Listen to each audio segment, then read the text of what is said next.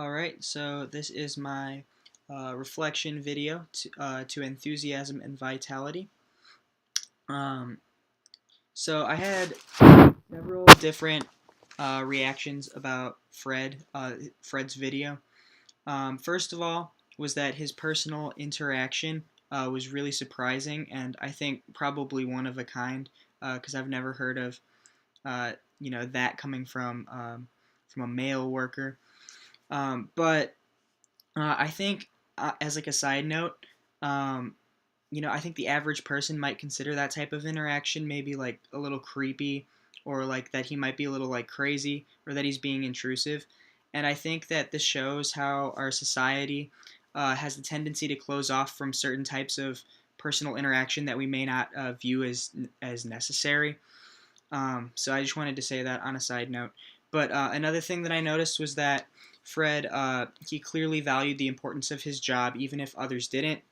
Um, in doing this, he simultaneously seemed to enjoy his work. Um, and then I also saw that Fred displayed the type of thoroughness that any employer would want to see in their employee. So I think that's pretty inspirational, especially when it's from a male worker. Like all the more that we could do as teachers and coaches. Um, and then finally, I just noticed that Fred took an ordinary job and he turned it into something that was extraordinary.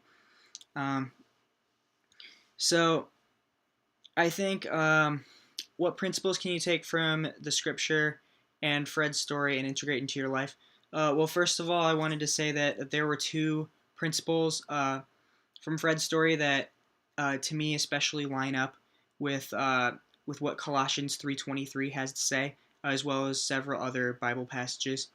And these were that success is built on relationships, and that we can continually create value for others. As the discussion states, we as Christians are representatives of Christ in our workplace.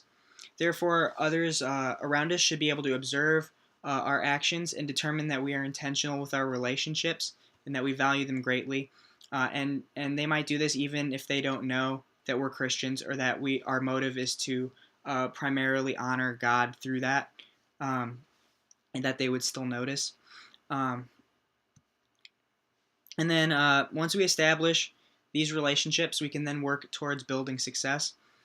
And then one thing that I can take from this video to integrate in my life as a teacher is that I can just remind myself that even though it really truly seems physically and mentally draining to make your standard of work something that's extraordinary, it actually is worth it.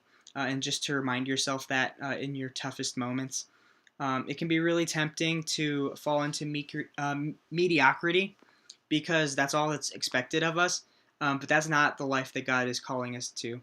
So, with those thoughts, that wraps up my reflection, and I'm curious to see what you guys have to say.